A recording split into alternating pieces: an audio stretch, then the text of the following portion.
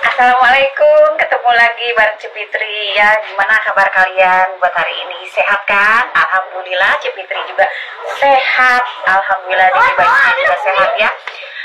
Kalau ngomongin tentang hari ini ya, kalau orang yang habis lahiran itu banyak yang ngirim doa, ngirim hadiah berupa barang, berupa uang, pokoknya berupa doa juga. Itu sangat terima kasih banyak ya buat teman-teman, karena udah doain Cece lancar lahirannya, sehat dede bayinya, alhamdulillah cucunya juga sehat ya.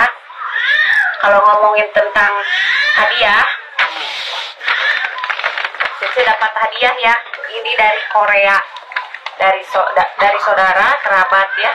Ini dari Korea, dari AA Rian ya.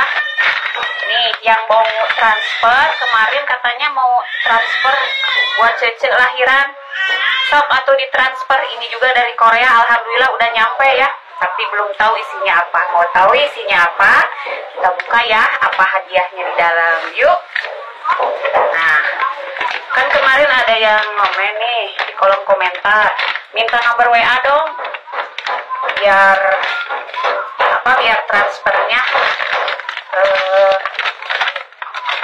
ke nomor WA. Nggak usah ke nomor WA, nomor rekening aja ya, ntar dikasih nomor rekening, pasti sampai. Iya aja dari Korea udah nyampe kan. Nah, kita lihat ya apa hadiahnya. Spice Baby.